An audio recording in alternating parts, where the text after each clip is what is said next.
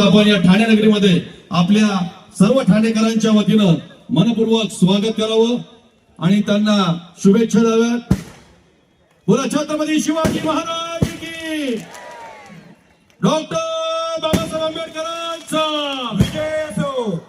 हे ठाणेकरांतर्फे हे मनापासून स्वागत।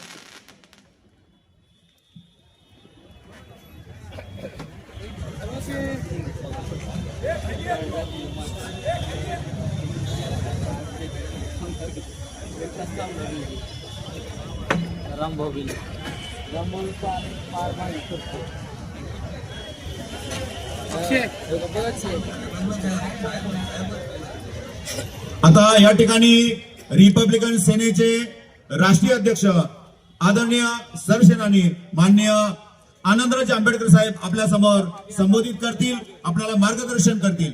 टाळ्यांच्या गजरात डॉक्टर बाबासाहेब आंबेडकरांचा, रिपब्लिकन सेनेचा, शिवसेनेचा, रिपब्लिकन सेना शिवसेना युतीचा, या महाराष्ट्राचा आराध्य छत्रपती शिवाजी महाराज, या महाराष्ट्राचा खऱ्या अर्थानं राजपुत्र संभाजी महाराज, या महाराष्ट्रामध्ये ज्यांनी पहिल्यांदा आरक्षण आणलं ते आरक्षण जनक छत्रपती शाहू महाराज, ज्यांनी सामाजिक क्रांतीची ज्योत पेटवली ते क्रांतिबा ज्योतिबा फुले। या महाराष्ट्रामध्ये नव्हे तर देशामध्ये पहिल्यांदा महिलांसाठी शिक्षणाची ज्योत पेटवली, शाळा सुरुवात केली पुण्याला। लोकांच्या शिव्या शाख खात ज्या मातेनं ही शाळा चालवली ती क्रांती ज्योती सावित्रीबाई फुले।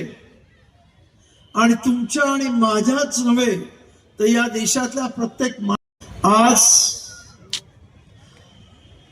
रिपब्लिक सेनेचा 11वा वर्धापन दिन आपण इथे साजरा करत आहोत।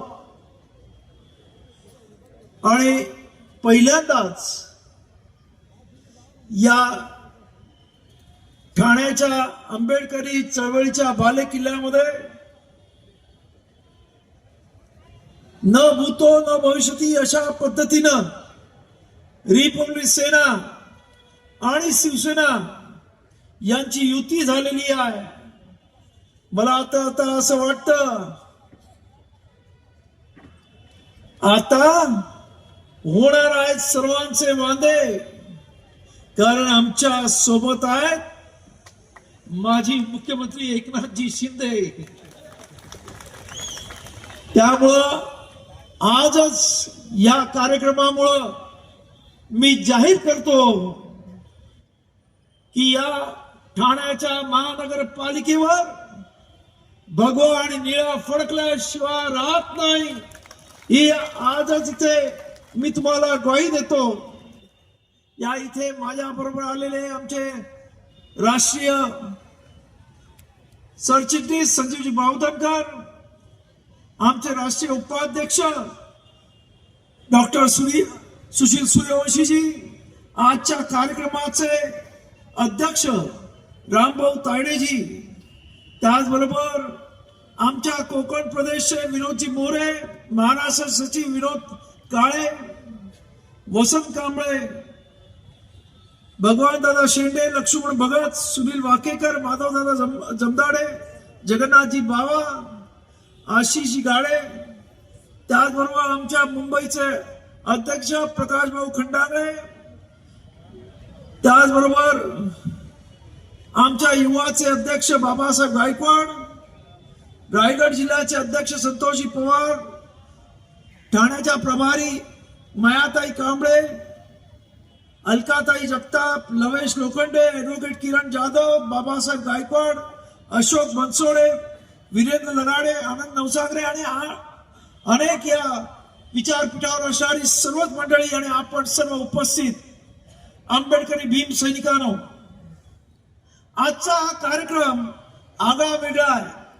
आतापर्यंत आपण रिपब्लिक सेनेचे वर्धापन दिन साजरे केले, परंतु त्यावेळेस आपली कोणाशी युती नव्हती, परंतु आज आपल्याला मी सांगू इच्छितो की आपण ही युती अत्यंत मोक्याच्या वेळेला केलेली आहे।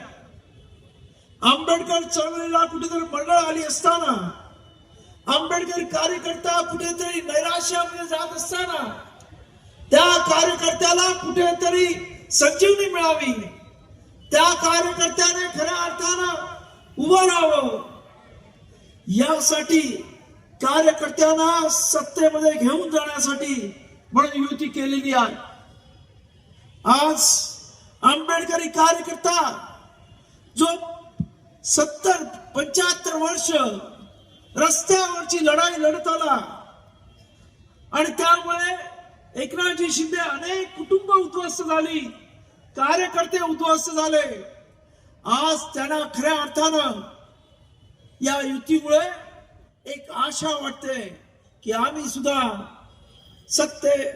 सत्तेमध्ये जाऊ. आणि त्यामुळेच मला आता आमच्या कार्यकर्त्यांना सांगायचं है, डरने की नहीं कोई बात, क्योंकि अपने साथ है एकनाथ लोकनाथ. त्यामुळं मला पूर्ण खात्री आहे की आपण सर्वजण आजच्या ह्या आंबेडकर चळवळीमध्ये आम्ही घेतलेला निर्णय, त्या निर्णयाला आंबेडकर कार्यकर्त्यांनी आणि जनतेने प्रचंड अशी साथ दिलेली आहे. आज एकनाथजी शिंदे मी आपल्याला सांगू इच्छितो की मुंबईमध्ये असा एक दिवस जात नाही की आरपीआयच्या गटामधले वेगवेगळ्या गटांमधली मंडळी आज या रिपब्लिक सेनेमध्ये जॉईन होत नाही. प्रचंड ताकद आज या रिपब्लिक सेनेला आपल्या युतीनंतर आलेली आहे. किंवा आंबेडकर चळवळीतला प्रमुख पक्ष म्हणून आता रिपब्लिक सेना ओळखली जात आहे. आणि म्हणून आज मी तुम्हाला सांगतो की जेव्हा आमची युतीची चर्चा झाली तेव्हा आमचं एकच मागणं होतं की आमच्या कार्यकर्त्याला सन्मान मिळाला पाहिजे आणि सत्तेमध्ये त्याला वाटा मिळाला पाहिजे. आणि मला आनंद वाटतोय एकनाथजी शिंदेने तो शब्द दिला, कारण ते स्वतः हाडाचे कार्यकर्ते आहेत आणि कार्यकर्त्यांपासून टप्प्याटप्प्यानं ते मुख्यमंत्र्यांपर्यंत पोहोचले आणि या महाराष्ट्रातला एक लाडका मुख्यमंत्री म्हणून एक त्यांची इमेज या महाराष्ट्रावर आज अख्ख्या महाराष्ट्रावर ओळखली जाते.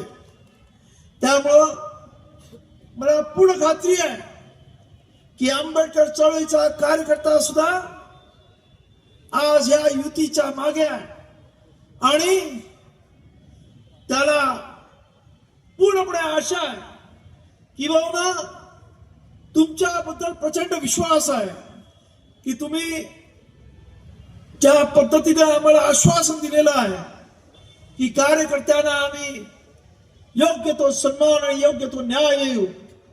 आणि त्यामुळेच आज या इथं एवढा मोठ्या लोकांचा हा जल्लोष इथे आपल्याला दिसतोय.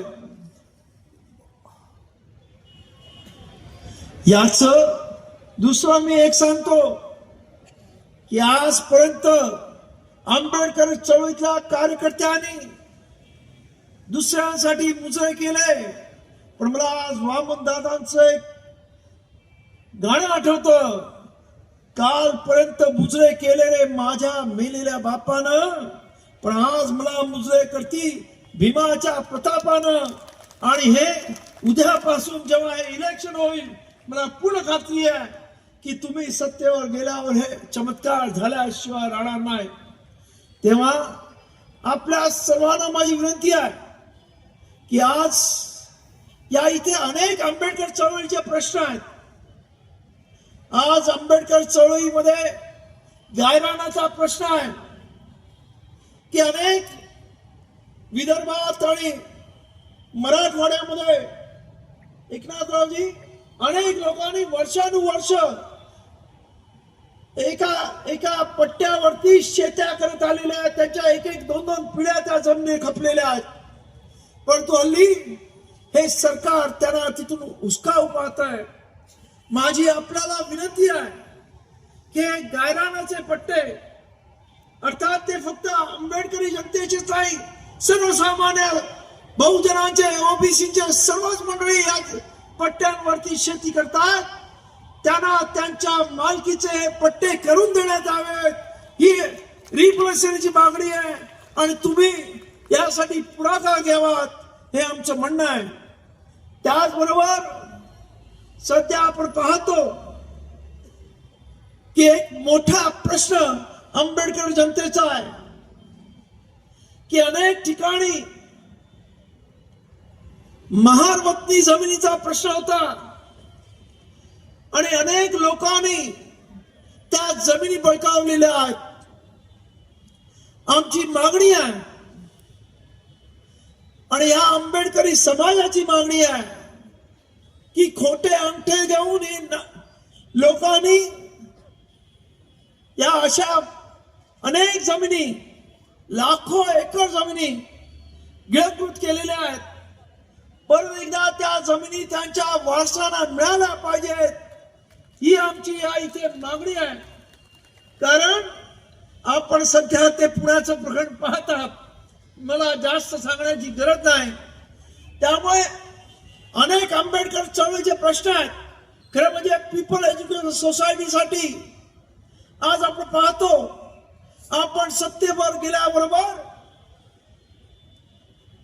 एकनाथ शिंदे यांनी कॅबिनेट मध्ये पीपल एज्युकेशन सोसायटीला दरवर्षी 100 कोटी अशा पद्धतीने 5 वर्षात 500 कोटी रुपये देण्याचं जाहीर केलं. त्याचबरोबर कोकणवासियांची जी बहुजन पंचायत समिती आहे तिचं भोयवाडामध्ये आपण पूर्णपणे 7 मजल्याचं एअर कंडिशन असं सभागृह तयार करतोय बाबासाहेब आंबेडकरांच्या नावाने. जनतेने मला 10 कोटी रुपये दिले, परंतु मला सांगायला आनंद वाटतोय की आम्ही एकनाथजी शिंदेना भेटलो तेव्हा ते मुख्यमंत्री होते. त्यांनी आश्वासन दिलं की आम्ही 25 कोटी रुपये देतो, परंतु आता त्याने 15 कोटी 27 लाख रुपये त्यांनी देण्याचं घोषित केलेलं आहे. हे अनेक अशा पद्धतीचे समाजोपयोगी निर्णय जर आपण सत्तेमध्ये गेलो तर घेता येतात आणि सत्ताधाऱ्यांकडून करता येतात. आज एकनाथजी शिंदे साहेब आमच्या बरोबर अनेक समाजाची लोक आहेत, मुस्लिम समाजाची लोक आहेत, ख्रिश्चन समाजाची लोक आहेत. आमच्याकडे रिप्रेझेंटेटिव्हमध्ये मुस्लिम अल्पसंख्याक सेल आहे, आमच्याकडे ख्रिश्चन सेल आहे. ही सर्व मंडळी आज रिपोलिस सेनेकडे येतात. त्यांना असं वाटतं की बाबासाहेब आंबेडकरांना संविधान दिलेलं आहे आणि त्यामुळे या देशामध्ये ताट माने जगायचं असेल तर ही आंबेडकरवादी जनता आम्हाला या देशामध्ये भयमुक्त जीवन जगण्यास मदत करेल. आणि या सर्वांना आपल्याकडून काही नको आहे, फक्त त्यांना पाहिजे की एक सन्मानपूर्वक जीवन. आणि यासाठी म्हणून अनेक पद्धतीने अनेक वेगवेगळ्या समाजाची लोक आज या रिपब्लिक सेनेकडे आकर्षित झालेली आहेत आणि येत आहेत.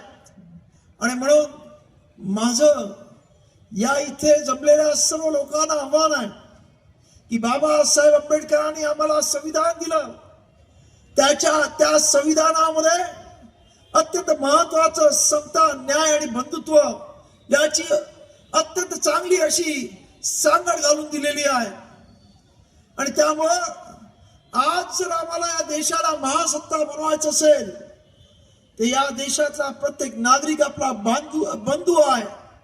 अशा पद्धतीचं वातावरण झालं पाहिजे, या देशामधलं वातावरण भयमुक्त झालं पाहिजे. आणि त्यासाठी आज शिवसेना आणि रिपब्लिक सेना खऱ्या अर्थानं पुढे यायला तयार आहे असं मी आपल्याला सांगू इच्छितो. जेणेकरून या महाराष्ट्रामधलं जे राजकारण आहे, जे राजकारण ज्या बाबासाहेबांनी संविधान देताना भाषण केलं की या देशामध्ये जर खऱ्या अर्थानं लोकशाही अखंड नांदवायची असेल तर ह्या देशामध्ये असणारा जो हॅमनॉट्स आहे, त्यांच्या इंग्रजी भाषणामधला तो शब्द आहे हॅमनॉट्स, म्हणजे त्याने सत्ता संपत्ती पासून वंचित असणारा हा जो वर्ग आहे, मग तो दलित आहे, कष्टकरी आहे, बहुजन आहे, तो कामगार आहे, ते सर्व एकत्र आले पाहिजेत. ही संकल्पना घेऊनच आपण या रिपब्लिक सेनेमध्ये काम करतोय. त्यामुळे आमच्याकडे कुठच्याही जाती धर्माच्या माणसाला अत्यंत सन्मानाने वागवलं जातं, अत्यंत सन्मानाने त्याला या रिपब्लिक सेनेमध्ये सन्मानाच्या जागा दिल्या जातात. मला आशा आहे की ह्या सर्व लोकांना आजच्या या आपल्या युतीमुळे त्यांना एक विश्वास वाटेल की या महाराष्ट्रामध्ये आपल्याला सुद्धा सन्मानाने जगता येईल, आणि म्हणून ते आपल्या युतीच्या मागे खंबीरपणे उभे राहिल्याशिवाय राहणार नाहीत. ही मला खात्री आहे की मला अनेक या कार्यकर्त्यांनी, अल्पसंख्याक असतील किंवा आमच्या ख्रिश्चन समाजाचे असतील, त्याने आश्वासन दिलेलं आहे की आम्ही आमच्या समाजाची वेगवेगळे प्रकारची आम्ही समाजाचे मेळावे घेऊ आणि त्याच्यामध्ये या युतीसाठी या आमच्या समाजाला आपल्या पाठीमागे उभं करू. त्यामुळं मला पूर्ण खात्री आहे की येणाऱ्या काळामध्ये रिपब्लिक सेना आणि शिवसेनेची युती ही महाराष्ट्रामध्ये एक वेगळा चमत्कार करेल, नव्हे तर एक वेगळ्या प्रकारचं स्वतःचं अस्तित्व निर्माण केल्याशिवाय राहणार नाही, याबद्दल मला पूर्ण खात्री आहे. तेव्हा आज एकनाथरावजी, आपण वेळात वेळ काढून इथे आलात. थोडस या पंचायत समितीच्या इलेक्शन मध्ये कोऑर्डिनेशन झालं नाही, पण येत्या झेडपी आणि महानगरपालिकेच्या इलेक्शन मध्ये तुमच्या आणि आमच्या कार्यकर्त्यांचं चांगल्या पद्धतीचं मनोमिलन होऊन कार्यकर्त्यांमध्ये विश्वास वाटून या इलेक्शन मध्ये एक वेगळा चमत्कार आपण घडवूया, एवढीच मी या ठिकाणी अपेक्षा धरतो. आणि परत एकदा या रिपब्लिक सेनेच्या वर्धापनदिनी आपण या इथे आला त्याबद्दल आपल्याला मनापासून धन्यवाद देतो, आणि आपलं सहकार्य अशाच पद्धतीने पुढे राहावं ही सदिच्छा व्यक्त करतो. आणि या इथे जमलेल्या तमाम रिपब्लिकन सैनिकांना मी क्रांतिकारी जय भीम करतो आणि माझ्या वाणीला विराम देतो. जय भीम, जय महाराष्ट्र. सरसेनानी आनंदराज आंबेडकर साहेब आगे बढ़ो. सरसेनानी आनंदराज आंबेडकर साहेब आगे बढ़ो. आदरणीय नामदार एकनाथ शिंदे साहेब आगे बढ़ो. शिवसेना रिपब्लिकन सेना युतीचा या ठिकाणी महाराष्ट्र प्रदेशचे सर्व नेते, केंद्रीय नेते, प्रत्येक जिल्ह्याचे जिल्हा पदाधिकारी, ठाणे जिल्ह्याचे पदाधिकारी, या सर्वांचं उपस्थित पाहुण्यांचं मी खरोखर मनापासून हार्दिक हार्दिक स्वागत करतो, अभिनंदन करतो. या ठिकाणी आपण हा जो आभाराचा कार्यक्रम संपल्यानंतर एक छोटासा प्रवेश होणार आहे. आदरणीय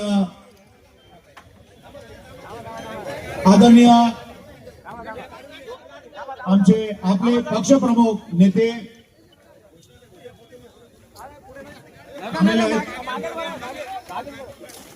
डॉक्टर बाबासाहेब आंबेडकरांचा, डॉक्टर बाबासाहेब आंबेडकरांचा, शिवसेना रिपब्लिकन सेना युतीचा. साहेब आगे बढ़ो, एकनाथ शिंदे साहेब आगे बढ़ो.